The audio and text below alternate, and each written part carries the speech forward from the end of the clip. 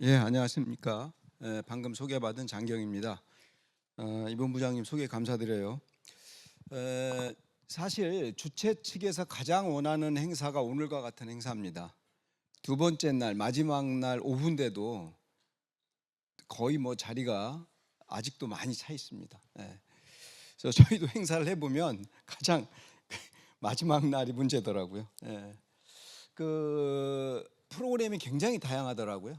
통신부터 뭐 AI 관련된 얘기를 각 이 분야별로 이렇게 다루기도 하시고 여러 가지 아주 버티컬 쪽에서도 많이 그 말씀들을 하시던데 저는 오늘 6G 이동통신에 관해서 좀 말씀을 드려볼까 합니다. 제가 작년까지 6G 관련된 강연을 뭐 여기저기서 이렇게 하다 보면 가장 많은 질문을 받는 것 중에 하나가 5G도 잘 안 되는데 왜 벌써 6G를 해야 되나요? 이런 질문이 제일 많았어요. 자, 올해는 그런 질문들이 없습니다. 사실은 작년하고 올해하고 뭐가 바뀌었을까요? 6G 관련돼서 바뀐 거 딱 하나밖에 없습니다. 23년에서 24년이 됐다. 때가 좀 더 30년에 가까워졌다. 이거밖에 없습니다. 여러분들 뭐 통신하시는 분들은 아주 잘하시는 얘기입니다. 그러니까 UN 산하의 표준화와 더불어서 여러 가지 활동을 하고 있는 ITU가 있습니다. ITU-R도 있고 ITU-T도 있는데요. ITU에서는 10년마다 이동통신망의 제너레이션을 계속 이렇게 진도를 차곡차곡 나가고 있습니다. 그래서 여러분들 IMT 2000부터 IMT Advanced, IMT 2020, IMT 6G는 아직 공식 명칭이 아직 정해지지는 않았죠. 그러니까 5G의 공식 명칭은 IMT 2020입니다. 그러니까 ITU가 제정한 공식 명칭, 이름이 되는 거죠. 자, 6G 명칭은 아직 정해지진 않았고요. 자, 오늘 이제 6G 프레임워크, 그러니까 프레임워크는 뭐냐면 5G까지만 하더라도 비전이라는 말로 불렸습니다. 근데 6G에서는 프레임워크라는 이런 단어를 사용하고 있고요. 그 몇 가지 유스 케이스와 더불어서 테크놀로지 이네이블러들에 대해서 말씀을 좀 드리도록 하겠습니다. 간단하게 6G 포럼을 먼저 소개시켜 드리면 2013년 5월 30일 날 5G 포럼으로 출범을 했고요. 민관 단체입니다.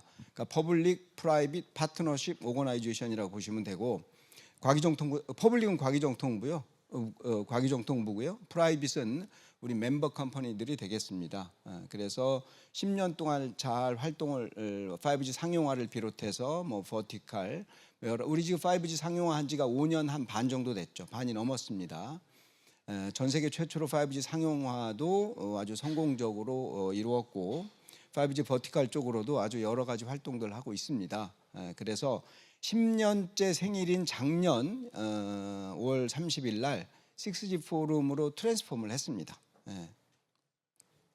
지금 이제 우리 단체의 명칭은 6G 포럼입니다만 여전히 현재 아시다시피 상용화된 이동통신 시스템은 5G입니다. 그죠? 그래서 특히나 5G가 만들어졌을 당시 우리가 B2C뿐만 아니라 B2B, 그러니까 버티컬 인더스트리에 대한 이런 응용을 활성화하기 위한 이런 목적도 가지고 있었습니다. 그런데 B2C와 달리 B2B 어플리케이션이 아주 원활하지는 않았어요. 그 이유 중에 하나는 B2B, 버티컬 인더스트리마다 설계 철학들이 다 다릅니다. 그러니까 이 소리는 뭐냐면은 어떤 한 스마트 시티에 적용이 됐던 설계 철학이 필로소피가 그대로 스마트 제조로 갈 수가 없고요.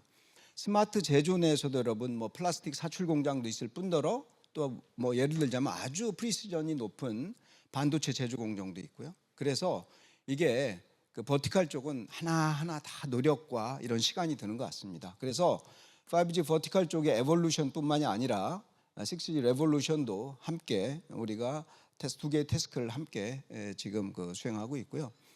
그 위에 이제 총회가 있고요, 자문위원회가 있고 실질적으로 동작을 하는 9개의 전문위원회들이 있습니다. 그래서 펑셔널 위원회 5개와 그다음에 버티컬 위원회 4개가 있고요. 펑셔널 위원회 중에서 올해 창립을 한 위원회가 있습니다. 그 보시면은 4번째 위원회인데요. 하이퍼스페이스가 초공간 위원회입니다. 초공간 위원회는 세 개의 태스크가 있습니다. R&R이 있는데 첫 번째는 초공간 NTN, Non Terrestrial Network이 있고요. 그다음에 두 번째는 그다음에 그 오픈랜, 원래 오픈랜 워킹 그룹의 멤버들을 포함해서 이게 이제 전문위원회가 생겼거든요. 그래서 오픈랜. 그다음에 세 번째는 이제 3D 그 내비게이션 항법까지 포함해서 세 개의 태스크를 가지고 있고, 그 산하에 양자 통신 워킹 그룹도 올해 탄생을 했습니다. 사실 탄생위원회 순서로 생일로 따지면 가장 늦는데도 불구하고 현재 가장 그 많은 회원 수를 가지고 있습니다. 미팅 한번 하면 최소한 50분에서 60분 정도의 그 엑스퍼트들이 참석을 하고 있고요. 한 번씩 그 회의하고 식사할 때마다 우리 재정이 휘청거립니다. 아주 그냥. 그리고 이제 버티컬 쪽은 뭐 차세대 모빌리티 또는 그다음에 디지털 스페이스, 그러니까 이 스마트 시티 관련된 이런 업무를 하는 위원회, 그리고 스마트 매니팩처링, 그다음에 공공융합, 이런 그 버티컬 인더스트리 있습니다. 자, 지난주에 50번째 회원사가 가입을 했고요. 그리고 10개의 그 의장사가 있습니다. 그리고 뭐 국내 통신사들, 그리고 솔루션 프로바이더들, 그다음에 제조사들, 그다음에 정부 기관들, 그리고 글로벌 회사들. 그러니까 예를 들자면 뭐 에릭슨, 노키아, 퀄컴, 뭐 화웨이, 뭐 이런 회사들이 멤버 컴퍼니로 참여를 하고 있고요. 그다음에 제가 이번 주에 그 외국에서 발표가 있었는데, 그 발표하기 전에 우리 그 학교에 계신 교수님들, 활동하시는 분들 학교 수를 세봤더니 현재 30개가 넘더라고요. 그래서 30개 아카데미의 멤버가 별도로 있습니다. 자, 6G 비전 말씀드리기 전에 이제까지 보시면은 어떤 제너레이션이더라도, 어떤 세대 이동통신이더라도 이 세 개의 드라이버가 필요하다고 생각을 합니다. 첫 번째는 폴러시 리드, 가버먼트의 역할이죠. 정부의 역할이고, 이제까지 뭐 주로 우리 과기정통부에서 K네트워크 2030 정책이라든가 이런 것들을 발표하시면서 폴러시 리드를 잘 해오고 계시고요. 그 다음에 이제 우리와 같은 전문가들이 테크 푸시를 하고 있습니다. 표준화 활동이라든가 뭐 시스템을 갖다가 제조하고 구축하고 운용하는 이런 역할들을 하고 있는데, 이게 4G까지는 폴러시 리드와 테크 푸시로서 어느 정도 이게 다 달성이 가능했어요. 자, 그런데 5G를 하다 보니 자, 버티컬 쪽에서 버티컬 인더스트리 쪽에서 많은 응용들이 일어나고 있잖아요. 그래서 우리가 세 번째 니드풀, 그러니까 소시에탈 어그리먼트를 우리가 함께 논의하고 활성화시키는데 조금 소홀하지 않았나 이런 생각을 합니다. 이런 소시에탈 어그리먼트에 대한 이런 좀 필요성은 우리뿐만이 아니라 사실 우리나라는 전 세계적으로 5G를 최초로 상용화시킨 국가이기 때문에 많은 관심을 받고 있습니다. 그리고 5G가 버티컬적으로 폭발적인 성장세를 아직은 보이지 못하고 있거든요. 그렇지만 여러분들 아직도 5G를 구축 전인 나라들도 많이 있습니다. 그래서 특히나 버티컬 쪽에 이런 컨센서스 빌딩 같은 거에 소홀하지 않았느냐 이런 생각들 많이 해보고요. 이런 이유로 해서 5G 레슨이라는 얘기가 전 세계적으로 나오고 있습니다. 5G 레슨에 여러 가지 얘기가 있습니다만 그 중에 하나는 주파수 대역의 선택이라든가 또는 버티컬과의 이런 것들, 또 그 복잡한 네트워크 아키텍처들, 이런 걸 우리가 참고를 해서 6G를 개발할 때는 그런 레슨을 우리가 바탕으로 해서 조금 더 원활한 6G 네트워크 구조를 가져가 보자 이런 얘기들 많이 하고 있습니다. 자, UCG 시나리오고요. 5G에서는 유스 케이스라고 불렀었고, 그 다음에 이제 케이퍼빌리티라고 하는 것들을 6G에서는, 5G에서는 이제 KPI로 불렀었죠. UCG 시나리오가 쭉 있는데 여기서 이제 세 개는 5G에 있었던 거고 새로 생긴 세 개가 있습니다. Integrated Sensing and Communication, Integrated AI and Communication, 그 다음에 Ubiquitous Connectivity가 있거든요. 그리고 15개의 KPI가 있습니다. 그러니까 Capability가 있는데 5G 때하고 다른 건 뭐냐면 15개 중에서 현재 숫자가 정해진 건 5개에 불과합니다. 그러니까 이런 거죠. 5G 같은 경우에 여러 가지 KPI, 이제 성능 지표가 있는데 그 중에서 예를 들자면 우리 에그리게이트 페이로드 같은 거 있거든요. 그러니까 셀 한 개의 셀에서 전체적으로 낼 수 있는 데이터 레이트의 총량 뭐 이런 것들이 있습니다. 20기가bps로 돼 있어요. 현재 5G 어드밴스드가 아직은 상용화가 안 되고 있고 표준화는 지금 진행이 이제 끝나가고 있습니다. 릴라인트까지 해서 현재까지 10기가bps 조금 넘고 있거든요. 그래서 아직도 갈 길이 좀 더 있고요.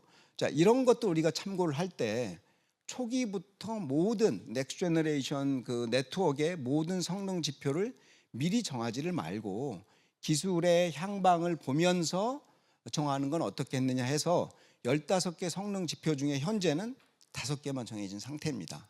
그리고 이러한 성능 지표를 마구 올리는 거에 대해서 3GPP 표준화에서 약간 이 경계를 하고 있어요. 자, 그러면 또 어떤 또 말씀을 하실 수가 있냐면, 자, 그러면 그렇게 성능, 그 전까지는 2G, 3G, 4G, 5G 갈 때 10배, 100배 이렇게 목표 성능 지표들이 올라갔는데 달성 못할 것을 두려워해서 6G를 그렇게 5G로부터 10배, 100배가 아니고 뭐 3배, 5배 이렇게 정할 거면 6G를 왜 할 필요가 있나 이런 얘기 당연히 나오겠죠. 자, 그런데도 불구하고 5G와 가장 큰 차이점을 둘 수 있는 이런 유스 케이스들이 한 2개 정도가 있습니다. 그 중에 첫 번째가 AI입니다. AI. 우리가 일반적으로 말하는 AI 네이티브 네트워크라고 하는 것들이고요. 여기서는 인트그레이티드 AI 인 커뮤니케이션이라고 되어 있고요. 두 번째가 유비퀴터스 커넥티비티입니다. 자, 여기 유비퀴터스 커넥티비티가 있는데 요거는 이제 비지상 네트워크를 포함한 여러 유스 케이스를 생각하시면 되겠습니다. 자, 요 데이원 유스 케이스인데 사실은 3GPP에서 올해 5월에 네덜란드 노텔담에서 각국의 이제 그 우리 6G 포럼과 같은 이런 그 대표 단체들로부터 그 멤버사들의 의견을 그 취합해서 6G 유스 케이스를 발표해 주십사라는 부탁을 받고 그 우리 6G 포럼에서도 같이 논의를 해서 만들었고요. 발표는 그 우리 그 워킹 그룹장 중에 한 분이신 에투리의 고남석 실장께서 직접 참석해서 발표를 하셨습니다. 여기서 그 예를 들어서 우리가 여기 그 AI 관련된 유스 케이스를 보시면은 Autonomous Collaboration Between Connected AI 로봇이나 코봇이라고 이렇게 생각하시면 될 것 같고요. 여러 그 로봇들이 협업을 해서 어떠한 특정한 태스크를 갖다 수행할 때 정말 인텔리전스가 많이 요구되고 레이턴시 특성, 릴라이빌리티 특성 같은 것들이 굉장히 타이트하게 요구가 되겠죠. 그 다음에 벌써 10년 전부터 나온다고 하면서 계속 안 나고 있는 자율주행차들. 제 차가 지금 17년이 다 돼가는데 저도 자율주행차 나오면 사야지 하다가 아직도 못 사고 있습니다. 지금. 그렇고 그다음에 이제 그 하단에 보면 유비퀴터스 커넥티비티가 있거든요. 아까 말씀드린 non terrestrial 네트워크, 에어리얼 노드들, 그죠? 공중에 떠다니는 여러 가지 공중에 존재하는 노드들을 서포트하기 위한 또 하나는 커버리지가 부족한 이런 지구상에 있는 여러 테레스트리얼 에어리어의 커버리지를 제공하기 위한 페이로드하고 이런 유스 케이스들이 가장 5G로부터 가장 큰 차이점을 만들 수 있는 유스 케이스가 아닌가 이런 생각이 듭니다. 자, 우리가 리퀘스트를 받은 것이 3GPP 유스 케이스 당시에 리저널 스페시픽 유스 케이스를 요청받았어요. 왜 그러냐면 각 지역마다 리전마다 특이한 유스 케이스들이 있으면 그걸 고려해서 리ኳ이어먼트 아까 말씀드렸던 성능 지수를 정해야 되거든요. 지표를. 그래서 우리 쪽에서는 아무래도 지금 초고령 사회로 들어가고 있지 않습니까? 근데 사실은 우리와 똑같은 유스 케이스를 일본 쪽에서 들고 나왔습니다. 그러니까 발표는 우리가 먼저 했기 때문에 그래서 그 사실 뭐 35년에 65세 이상이 30%, 50년에 43% 이상이 된다고 합니다. 초고령 사회의 정의를 제가 봤더니 20%, 65세 이상이 20%면 초고령 사회라고 하더라고요. 근데 내년이면 초고령 사회에 진입한다고 그래요. 아직 올해까지는 20%가 좀 덜 되는 모양입니다. 그래서 이런 초고령 사회를 여러분들 저희 집도 마찬가지고요. 잘 주의해서 보시면 아마 뭐 선배 분들이나 후배분들이나 이렇게 보시면 주변에 부모님이나 또 처가 쪽에 이렇게 많이 나이 드셔가지고 돌봄을 필요로 하시는 분들 굉장히 많으세요. 예.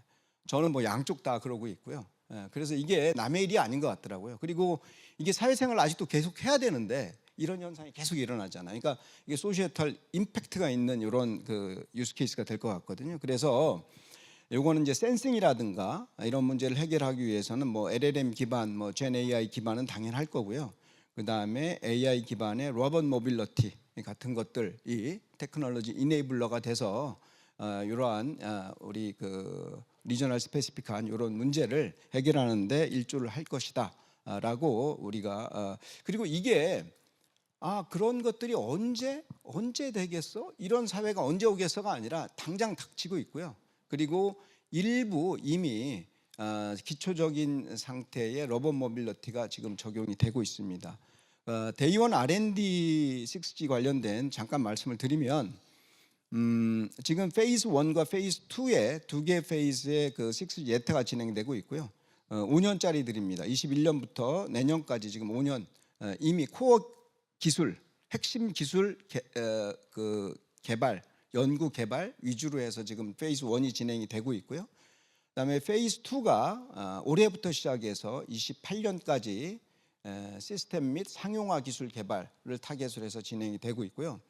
여기서 좀 그 주목해서 보셔야 될 것들은 프리6G 비전 페스트를 우리가 26년 말에 우리가 데몬스트레이션을 할 예정이고요. 전체적인 예타 페이즈 2의 예타가 끝내는 28년 말에 우리가 전반적인 우리 6G 비전 페스타를 진행을 하려고 합니다. 그러니까 상용화를 대비한 그리고 29년 중으로 우리가 상용화에 집중해서 상용화된 시스템이 구축되고 운영되지 않을까 이렇게 생각을 하고 있고요. 제 개인적인 의견이고 많이 뭐 부처나 이런 전문가들하고 논의를 하고 있습니다만 그 우리나라가 그 어떠한 새로운 네트워크 제너레이션의 네트워크가 나오면 전국망을 구축하는데 딱 적당한 사이즈인 것 같아요. 그러니까 항상 네트워크가 새로운 제너레이션이 나오면 전국망 구축합니다. 자, 그런데 전국망을 구축하면 이런 그러니까 뭐 이점이 있고 그렇지 않은 또 점이 있습니다. 이제 뭐 그러니까 장점이 있고 단점이 있어요. 그래서 장점이라면은 이게 수십 조의 이 홍보 효과가 있습니다. 그러니까 레퍼런스 사이트가 있기 때문에 이것들을 갖다 상용화된 외국에 수출할 때 굉장히 유리한 면이 있고요. 그 다음에 단점으로서는 초기 장비들이 어떻죠? 비쌉니다. 성능은 아직 세츄레이션 되지 않았죠. 그죠? 그리고 여러분들 아시다시피 5G도 리를 그 15부터 시작해서 지금 14 그러니까 15부터 시작해서 15, 16, 15, 16, 17, 18, 19 다섯 개의 지금 규격으로 진화를 하고 있거든요. 물론 하드웨어가 바뀌는 거는 제일 초기 릴리즈에서 바뀌고 나머지는 대부분이 소프트웨어 업그레이드긴 합니다만 그래서 이러한 단점도 있습니다. 그러니까 전 세계 최초 상용화의 명과 암이 있는 거죠. 그래서 전 세계 최초로 상용화 시스템을 만드는 건 저는 적극 찬성인데 그 기술을 예를 들자면 전국망으로 하지 말고 예를 들자면 그 대도시 뭐 예를 들면 강남구 같은 데 한번 깔아보고 이제 중소도시 대전 같은 데 뭐 어떤 구 하나 이제 깔아보고 해서 레퍼런스 사이트는 레퍼런스 사이트대로 확보를 하고 이런 그래서 이제 그 기술 수출을 하는데 이런 역할을 할 수 있도록 하면서 여러 가지 기술 진화의 이런 문을 상용화 측면에서 좀 열어놨으면 어떨까 하는 생각이 듭니다. 예. 자, 요거는 제가 우리 2단계 예타가 진행되는 여러 가지 기술적인 측면들입니다. 라디오 액세스 네트워크, 무선망, 그다음에 모바일 코어 네트워크, 그 유선망, 와이어드 네트워크, 트랜스포트 네트워크이죠. 옵티컬 파이버 네트워크, 그다음에 시스템 측면이 있습니다. 제가 장표가 너무 많아가지고 한 10페이지 정도 뺐습니다. 예. 그래서 여기 보시면은 이제 마지막 시스템 측면에서는 아마 26년도 말에 데모할 때는 이 시스템 측면 전체적으로 데모를 할 수 있을 것 같지는 않고요. 불과 뭐 2년도 안 남았잖아요. 예. 그래서 아마도 우리가 시스템 측면에서는 우리가 엔드 투 엔드 그러니까 엔드 단에 우리 서비스 개런티를 위해서 디터미니스틱 이런 퍼포먼스를 보일 수 있도록 현재 여러분들 뭐 개런티드 서비스, 뭐 빗 개런티드 뭐 이런 것들 다 있잖아요. 이런 것들이 확률적으로 개런티한다는 소리거든요. 그래서 디터미니스틱 네트워크를 갖다 우리가 지향을 하고 있고요. 그 다음에 서비스 오케스트레이션이 돼야 되겠다. 뭐 O&M 측면에서 그렇고 특히나 이제 AI 관련된 뒤에서 이제 말씀드릴 텐데 측면에서 그렇다고 이렇게 말씀을 드리겠습니다. 그래서 26년 이제 프리6 비전 페스트가 특히나 이제 우리가 첫 번째 우리 그 넘어야 될 관문인데 뭐 47개 이런 코어 테크놀로지를 이용해서 11개 이런 전략 기술 분야에 대한 이런 그 비전 페스트 데몬스트레이션을 계획을 하고 있습니다. 자, 아까 말씀드렸던 6가지 유스 케이스 중에서 제가 5G와 가장 큰 차이점을 만들 수 있는 2개 정도의 유스 케이스에 관련된 기술 개발 그리고 우리가 고려해야 될 점들을 제가 좀 말씀을 드려보도록 하겠습니다. 첫 번째 AI 네이티브, AI 6G 인텔리전트 네트워크, 두 번째 NTN입니다. 자, 우리 잘 알고 있죠. 뭐 이런 AI 관련된 여러 가지. 자, 너무나도 많은 우리 AI 관련된 논리지와 노하우를 우리가 가지고 있죠. 계속 개발되고 있고 근래는 뭐 디퓨전 모델이 심지어는 뭐 퀀텀 AI도 나오고 있고요. 그리고 뭐 아시다시피 첫 번째 AI 윈터와 두 번째 AI 윈터를 해결하신 분이 제프리 힌튼이라고 올해 노벨 프라이즈 그 오너죠, 그죠? 그랬고 현재는 뭐 퍼스트 웨이브, 세컨드 웨이브, 서드 웨이브를 거쳐서 이제 네 번째 웨이브 AGI에 와 있다고들 합니다. 아티피셜 제너럴 인텔리전스고요. 여러분들 엄밀히 말하면 현재가 ANI입니다. 아티피셜 내로 인텔리전스라고 하고 AI가 어떤 특정한 업무에 태스크에 스페셜라이즈 돼 있어서 인간과 유사한 또는 인간보다 나은 성능을 능력을 보이는 내로 ANI고요.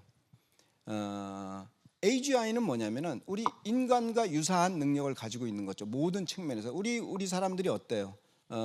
어떤 측면에 어떤 태스크에 훈련을 받으면 이제 잘하게 되잖아요. 그러니까 예를 들자면 우리가 여러분들 영화 중에서 윌 스미스 나온 아이 로봇이라는 영화 보셨을 거예요. 거기 나온 로봇이 AGI 정도라고 보시면 됩니다.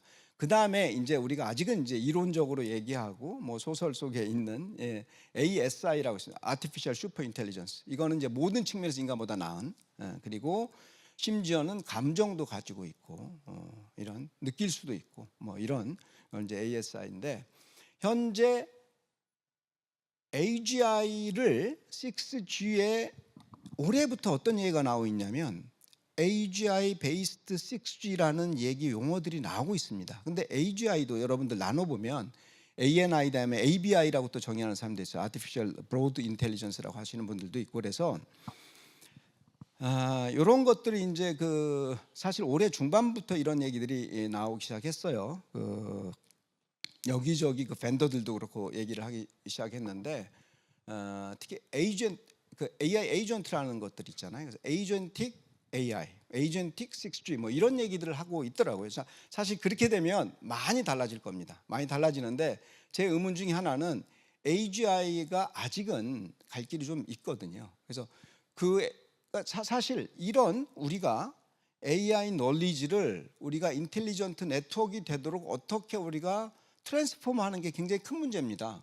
네트워크를 어떻게 인텔리전트하게 만들지 하는 문제를 우리가 고민을 해야 되거든요. 그래서 관련된 얘기를 좀 드리도록 하겠습니다. 관련돼서 우리 포럼 내에서도 서비스위원회 산하에 AI 빅데이터 워킹 그룹을 만들고 아주 열일하고 있습니다. 요즘 뭐 백서도 작성하고 있고요. 여러 가지 하고 있는데 현재 AI ML이 일반적으로 3GPP에서는 AI ML 뭐이라고 지금 부르고 있고요. AI ML이 3GPP에서 또는 현재 그 전반적으로 네트워크에서 운용되고 있는 정도에 대해서 말씀을 드리면 첫 번째 네트워크 비정상 동작, 어노말리 디텍션, 그러니까 비정상 그 동작하는 걸 디텍션하고요. 루트 코스 어널리시스 합니다. 그러니까 왜 그랬지? 뭐 때문에 얘가 비정상적으로 행동하지 하는 걸 어널리시스 하는 거고요. 근데 이제 이런 것들은 그러니까 결국은 제로 터치 네트워크 오퍼레이션 O&M 차원에서 네트워크가 그냥 혼자 잘 알아서 데이터 수집해서 분석하고 수정하고 피드백 받고 이렇게 동작할 수 있는 것을 타겟으로 해서 우리가 지금 나가고 있는 단계라고 보시면 되고요. 그 다음에 이제 빅데이터 기반의 트래픽 포캐스트라든가 리얼타임 트래픽하고 서비스 컨트롤 위에서 요즘 5G 망에 적용이 되고 있습니다. 두 번째가 조금 전에 말씀드렸던 AI 에이전트입니다. AI 에이전트는 우리 유저한테 보여지는 게 AI 에이전트예요. 그게 이제 3사마다 그런 그 이름들이 있잖아요. 그래서 그런 것들이라고 보시면 되고, 특히나 NLP 기반, 유저하고 뭔가 인아웃을 해야 되니까 NLP 기반, sometimes sentiment analysis까지 가능한 이런 에이전트들을 요즘 상용화를 시키고 있고요. 그 다음에 가장 또 현재 응용하고 있는 것 중에 하나가 성공적으로 에너지 세이빙입니다. 특히나 기지국이 DU하고 RU로 이루어졌는데 RU가 근 80%의 에너지를 소비합니다. 그래서 RU가 소비하는 에너지를 줄이기 위해서 예를 들자면 뭐 그 캐리어를 끈다든가 뭐 미모 TRX를 오프한다든가 에너지 세이빙 모드 스케줄링 한다든가 하는 것들을 하고 있고요. 자, 그런데 여기서 문제가 뭐냐면 데이터 어널리틱입니다. 데이터를 수집해서 얘를 분석을 해야 되는데 그 분석의 정확도가 가장 큰 문제입니다, 현재. 그래서 6G 준비를 하고 5G 어드밴스 시키면서 이볼루션 시키면서 가장 신경 쓰고 있는 문제 중에 하나고요. 자, 금방 말씀드렸다시피 그렇게 많은 AI, ML 관련된 우리가 논리지와 노하우를 갖다가 어떻게 네트워크 쪽으로 우리가 가져와서 인텔리전트한 네트워크와 서비스를 갖다 만들고 제공할 수 있을 것이냐 하는 거고, AI, ML 관련된 모든 사항들이 스탠다드에 있지는 않을 겁니다. 예를 들어서 데이터를 수집하고 얘네들을 갖다가 트레이닝에서 어떻게 모델을 트랜스퍼하고 뭐 이런 여러 가지들이 라이프 사이클 매니지먼트가 있는데, 그 중에서 인터페이스라든가 정확도 평가라든가 이러한 것들은 표준 내에 들어갈 거고요. 예를 들어서 모델을 어떻게 만들지? 이거는 다 벤더 스페시픽한 겁니다. 그리고 모델을 어떻게 트랜스퍼할까? 트랜스퍼를 하기 위한 인터페이스는 저희가 가능하지만 요즘 표준화에서 이제 모델 트랜스퍼, 이제 AI 모델 트랜스퍼에 대한 논의가 되고 있는데 그것도 현재 뭐 스펙 규격 안에 들어올 가능성도 있고 또 아마 바깥으로 나갈 것 같아요. 일부만 들어오고. 자, 현재 3GPP에서 진행되고 있는 AI 에볼루션 관련된 얘기입니다. 레디오 액세스 네트워크 있고요. 그 다음에 이제 그 코어 네트워크 쪽이고요. 현재 에어 인터페이스에서 3개 정도의 유스 케이스 이제 공부하고 있는 거예요. 케이스 스타디로. 그 다음에 NG 랜 쪽에서 프로시저, 예를 들자면 모빌리티 매니지먼트, 그 다음에 에너지 세이브 이런 것들은 절차에 따라서 해야 되는 거거든요. 예를 들어서 우리 그 에어 인터페이스에 있는 것들은 예를 들어서 뭐 빔 매니지먼트 같은 것들, 이런 것들은 이제 그 상위까지 올라갈 수도 있지만 대부분이 이제 그 하위단에서 에어 인터페이스 쪽에서 이루어지기 때문에 그 에어 인터페이스에서 한 3개 정도의 유스 케이스를 하고 있고요. 그 다음에 NG랜 쪽에서 3개 정도의 프로시저 관련된 유스 케이스로 현재 공부를 하고 있습니다. 그리고 또 하나는 뭐냐면은 이게 코어 네트워크에서 네트워크 데이터 어널리틱 펑션이라는 것들을 만들었어요. 그래서 이것들을 계속 진화시키고 있는데, 네트워크 데이터 어널리틱 펑션이 현재 어떠한 기능을 가지고 있냐면 모든 네트워크 펑션과 인터페이스 익스포즈를 제공하면서 데이터를 수집합니다. 그 수집한 데이터를 가지고 트레이닝을 하고요. 자, 트레이닝 하려면 모델이 있어야 되잖아요. 모델을 만드는 건 지금 네트워크 데이터 어널리틱 펑션이 직접 하기보다는 모델은 지금 아웃 오브 더 그러니까 스탠다드 바깥에서 지금 만들어져서 제공이 되는 거고요. 그 뒤쪽에 라이프 사이클 매니지먼트에서 그게 좀 나오는데 보시면 될 것 같습니다. 그래서 O&M 차원에서도 이렇게 3GPP에 이미 모니터링, 어널리시스, 커렉티브 액션, 이슈 리졸브도 같이 이러한 아주 풀 사이클의 이런 클로즈 루프를 갖다가 제안을 하고 있는 상태고 라고 보시면 되겠고, 6G를 위한 AI 네이티브 네트워크가 되기 위해서는 온라인, 리얼타임 어플리케이션이 돼야 되고, 그 다음에 포괄적이고 협력적인 어디에? 엔드-투-엔드 단 라디오와 네트워크 섹션 모두에 대해서 되고요. 그 다음에 여러 레이어, 다양한 레이어, 5부 애플리케이션까지, 그리고 로지컬 엔터티들, 그 다음에 UE부터 시작해서 O&M까지 이런 스탠다드 인터페이스가 제공이 돼야 되고요. 또 하나는 라이프 사이클 매니지먼트 인터페이스가 AI, ML 모델들, 여러 가지 모델들이 있잖아요. 리인포스먼트도 있고 스플릿도 있고 트랜스퍼도 있고 뭐 있는데 이러한 모델들의 동작을 위해서 스탠다드 프로시저 내에 이게 제공이 되어야 된다. 이런 정도의 리퀘어먼트에 대해서 말씀드릴 수가 있겠습니다. 여기 AI ML을 위한 그 라이프 사이클 매니지먼트입니다. 데이터 컬렉션, 모델 트레이닝, 모델 매니지먼트, 인퍼런스가 있고요. 모델을 여기서 디플로메 여기서 이제 모델을 만들어서 업데이트하고 하는 절차는 이쪽에 표준 바깥에 존재할 가능성이 많이 있습니다. 자, NTN 관련돼서 이 페이지만 말씀을 좀 드릴게요. 자, NTN이 지금 현재는 어떻게 정의가 되어 있냐면 인터워킹으로 정의가 되어 있어요. TN하고 유니파이드 시스템이 아니라 함께 동작할 수 있다라고 정의가 되어 있습니다. 이거는 이제 이걸 갖다 유니파이드 시스템으로 만들려면 기술적인 문제도 있겠지만 사실은 행정적인 뷰로크래틱한 문제들이 상당히 많습니다. 그래서 그러한 리스크를 갖다 좀 피해 가려고 현재는 이게 인터워킹 정도로 디파인되어 있다 이렇게 말씀드릴 수가 있겠고 사실은 하나입니다. 자, 위성통신이 TN 쪽에 터레스트리얼 우리 지상 네트워크 이동통신에 들어와서 아주 파퓰러해질 가능성 딱 하나만 잘 되면 돼요. 같이 해봤더니 프로핏이 많이 나더라. 이익이 많이 나더라. 그죠? 기술과 서비스는 두 번째 치고 자, 근데 여기에 가장 큰 문제가 뭐냐면 규모의 경제입니다. 자, 그동안 셀룰라이트 통신 쪽에서 커뮤니케이션 쪽에서 항상 문제시됐던 게 규모의 경제였거든요. 자, 테레스트리얼 네트워크는 그게 완벽하잖아요. 자, 이게 테레스트리얼 네트워크하고 엮이면서 규모의 경제 차원에서 수익 창출이 가능하면 자, 기술적으로 여러 문제가 있습니다. 기술적인 문제 우리 해결할 수 있다고 봐요. 그리고 레귤러토리 챌린지 아까 말씀드린 뷰로크래틱 관련된 것들이 있고요. 그다음에 또 하나 가장 이제 경제성, 캐펙스, 오펙스 관련된 문제들이 있겠죠. 그죠?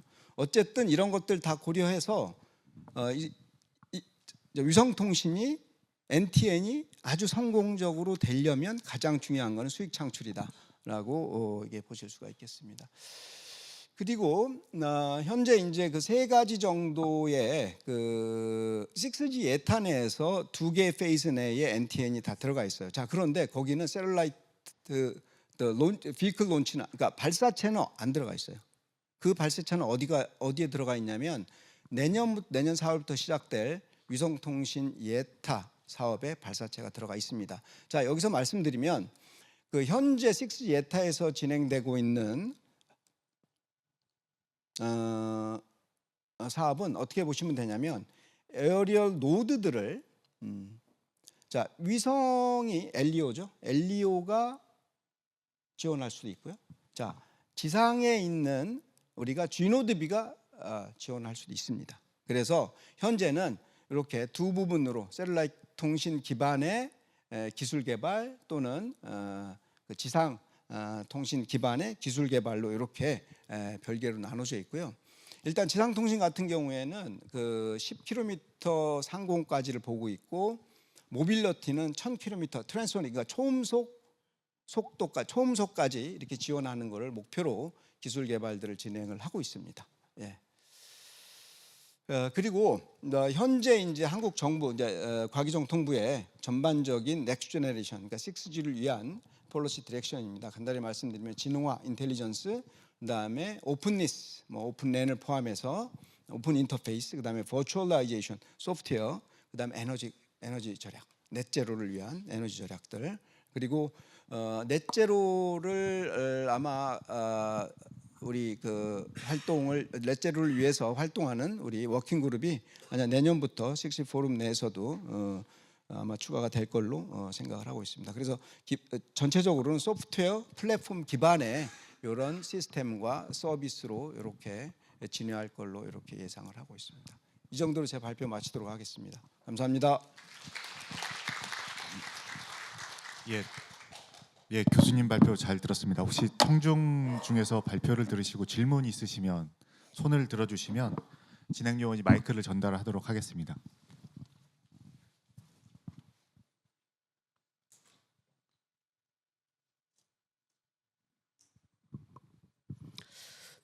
교수님 발표 너무 잘 들었습니다.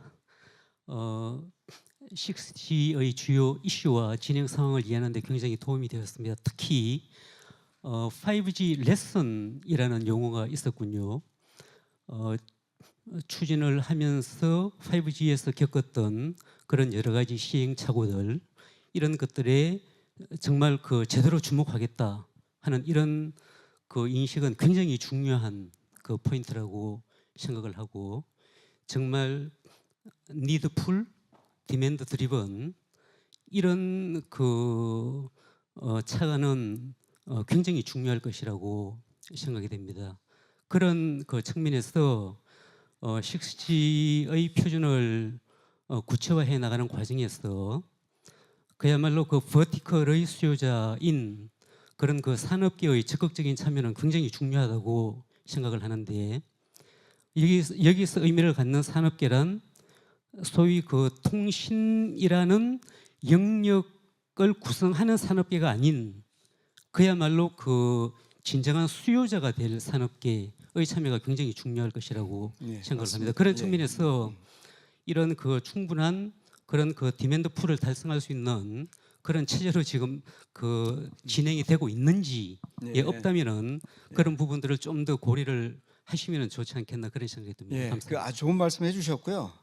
이걸 이제 식스 포럼에서 한 2년, 3년 전부터 하다 보니까 버티컬 쪽 분들은 그러니까 그분들이 현재 쓰고 있는 통신은 유선을 쓰고 계시고요, 와이파이를 쓰고 계십니다.